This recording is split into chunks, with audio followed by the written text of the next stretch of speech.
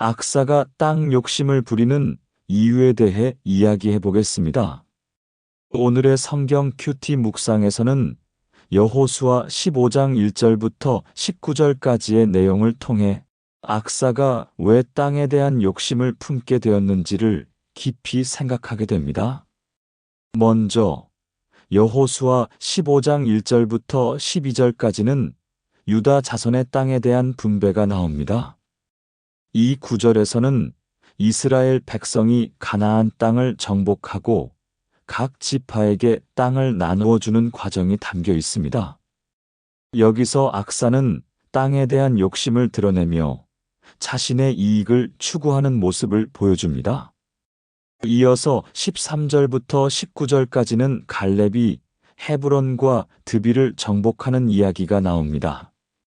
갈렙은 하나님에 대한 신뢰를 바탕으로 어려운 땅을 정복하고 그 땅을 기업으로 받게 됩니다. 반면 악사는 이러한 갈렙의 모습을 보면서 자신의 욕심을 더욱 확고히 하게 됩니다. 이는 마치 한 사람이 남의 성공을 보며 시기심을 느끼는 것과 같습니다.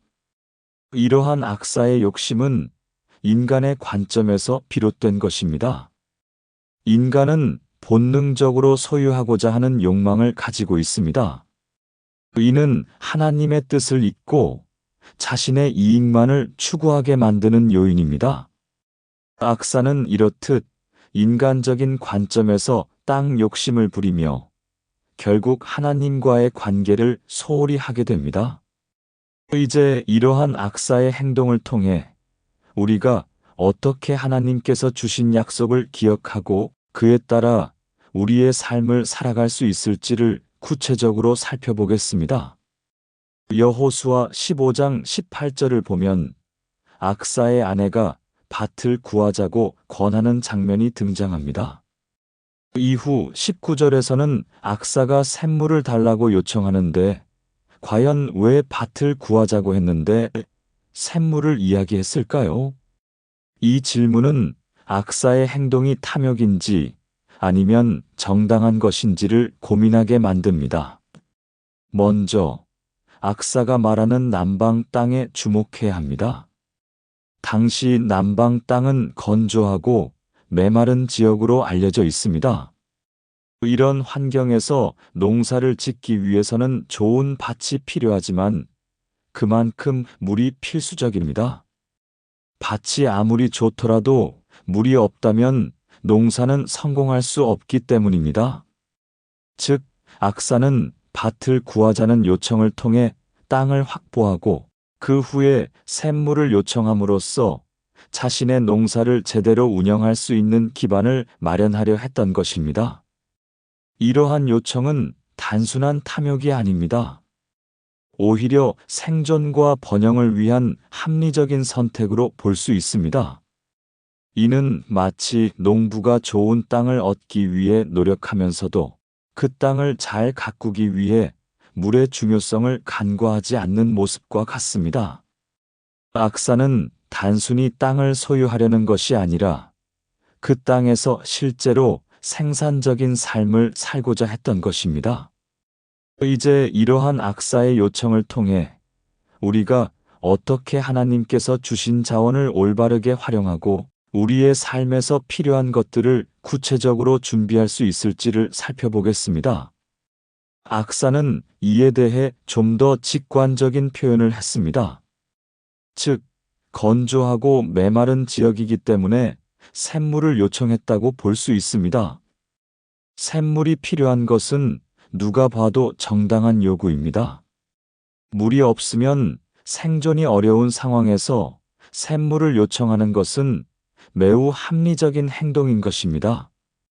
아마 악사의 아내처럼 밭을 달라고 요청했다면 사람들은 사심이 있다는 의심을 가졌을지도 모릅니다.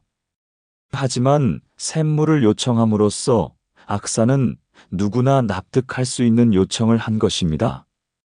이는 마치 한 농부가 땅을 경작하기 위해 물을 필요로 하는 것과 같습니다. 누구나 이해할 수 있는 요구이기에 악사의 요청은 더욱 신뢰를 얻었습니다. 그리고 샘물이라고 하면 당시에 누구라도 윗셈과 아랫셈을 떠올리기 쉬웠을 것입니다.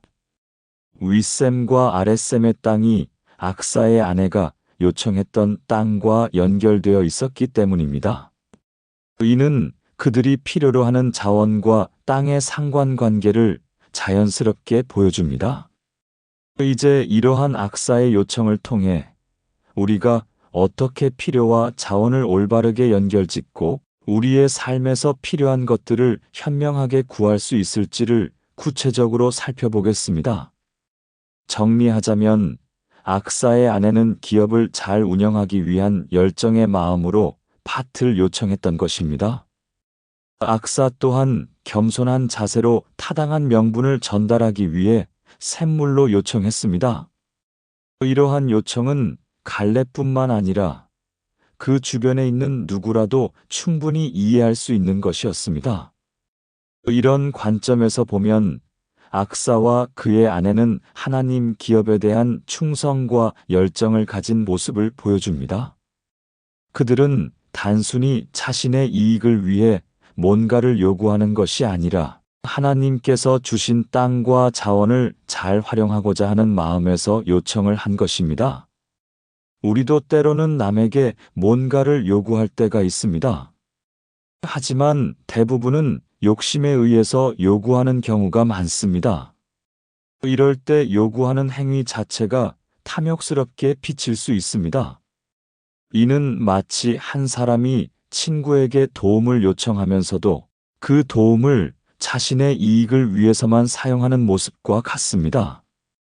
결국 이러한 요구는 상대방에게 부담을 줄 수 있고 신뢰를 잃게 만들기도 합니다. 이제 이러한 악사와 그의 아내의 요청을 통해 우리가 어떻게 하나님께서 주신 자원을 올바르게 활용하며 필요를 요구할 때 그 마음가짐을 어떻게 가져야 할지를 구체적으로 살펴보겠습니다. 만약 대의를 위한 순수한 열정에서 요구하는 것이라도 주저하기 쉽습니다. 이는 마치 우리가 중요한 결정을 내릴 때 주변의 시선이나 평가에 너무 영향을 받아서 망설이는 것과 같습니다. 우리는 주변의 인식보다 하나님을 향한 의지와 열정을 우선시해야 합니다. 하나님께서 우리에게 주신 사명에 충실하고자 하는 마음이 가장 중요하기 때문입니다. 또한 하나님을 향한 열정을 실천하려는 사람은 상황에 맞는 겸손과 지혜가 드러납니다. 이러한 태도는 주변에서도 충분히 납득할 만한 이야기를 할 수 있게 만듭니다. 이는 마치 한 리더가 자신의 비전을 팀원들에게 전달할 때 그들의 의견을 존중하면서도 명확한 방향성을 제시하는 모습과 같습니다. 이렇게 될 때 사람들은 자연스럽게 그 리더를 신뢰하게 됩니다. 악사가 나귀에서 내리는 모습에서도 겸손의 표현을 볼 수 있었습니다. 그는 자신의 위치와 상황을 인식하고 하나님 앞에서 겸손한 자세를 취했습니다. 즉, 악사와 아내의 모습을 보면서 우리는 하나님의 기업을 만들어가는 자세와 태도를 배울 수 있는 것입니다. 그들은 단순히 물건이나 땅을 요구하는 것이 아니라 하나님께서 주신 자원을 올바르게 활용하고자 하는 마음으로 행동했던 것입니다. 이제 이러한 악사와 그의 아내의 겸손한 태도를 통해 우리가 어떻게 하나님께서 주신 사명을 충실히 수행하며 필요한 것을 요구할 때 어떤 마음가짐을 가져야 할지를 구체적으로 살펴보겠습니다.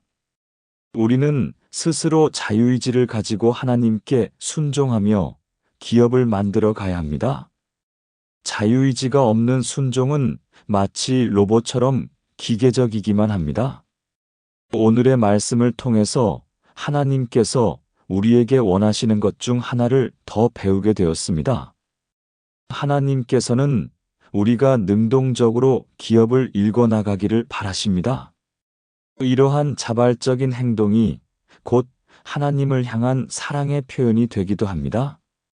참고로 유다 자손의 땅 이야기 이후에 갈렙의 이야기가 등장합니다. 사실 유다 자손이 가나안 땅의 주요 지대를 받은 장면 이후에 갈렙의 이야기가 나왔다는 점을 기억해야 합니다. 유다 자손이 좋은 땅을 받은 이유는 그들의 조상이 인류 최초로 자발적인 회개를 했기 때문입니다. 이는 마치 한 팀이 어려운 순간에 스스로 결단하여 최선을 다하는 모습과 같습니다. 팀원들이 각자의 역할을 다하며 함께 나아갈 때 그 팀은 성공할 수 있습니다.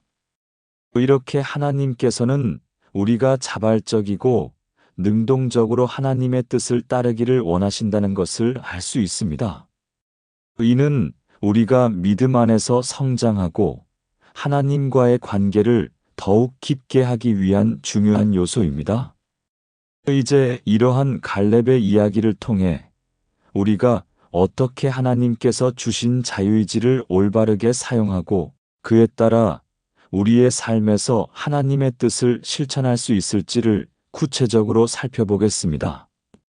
우리는 스스로 자유의지를 가지고 하나님께 순종하며 기업을 만들어 가야 합니다. 자유의지가 없는 순종은 마치 로봇처럼 기계적이기만 합니다. 오늘의 말씀을 통해서 하나님께서 우리에게 원하시는 것 중 하나를 더 배우게 되었습니다. 하나님께서는 우리가 능동적으로 기업을 일궈나가기를 바라십니다. 이러한 자발적인 행동이 곧 하나님을 향한 사랑의 표현이 되기도 합니다. 참고로 유다 자손의 땅 이야기 이후에 갈렙의 이야기가 등장합니다. 사실 유다 자손이 가나안 땅의 주요 지대를 받은 장면 이후에 갈렙의 이야기가 나왔다는 점을 기억해야 합니다. 유다 자손이 좋은 땅을 받은 이유는 그들의 조상이 인류 최초로 자발적인 회개를 했기 때문입니다. 이는 마치 한 팀이 어려운 순간에 스스로 결단하여 최선을 다하는 모습과 같습니다. 팀원들이 각자의 역할을 다하며 함께 나아갈 때 그 팀은 성공할 수 있습니다. 이렇게 하나님께서는 우리가 자발적이고 능동적으로 하나님의 뜻을 따르기를 원하신다는 것을 알 수 있습니다.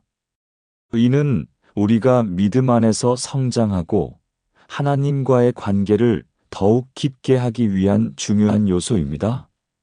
이제 이러한 갈렙의 이야기를 통해 우리가 어떻게 하나님께서 주신 자유의지를 올바르게 사용하고 그에 따라 우리의 삶에서 하나님의 뜻을 실천할 수 있을지를 구체적으로 살펴보겠습니다. 마무리로 기도문을 통해 우리의 마음을 하나님께 드리겠습니다. 은혜와 자비가 충만하신 하나님을 찬양합니다. 오늘도 귀한 말씀으로 돌아보게 해주심에 감사합니다. 저 또한 하나님께 자발적이고 능동적이지 못할 때가 많습니다.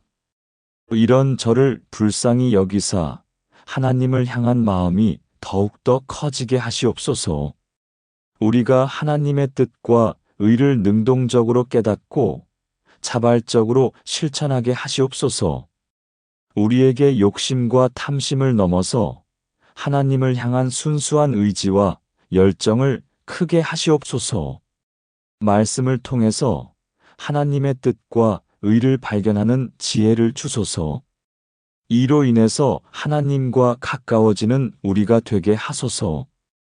오늘도 우리의 기도를 들어주셔서 감사합니다.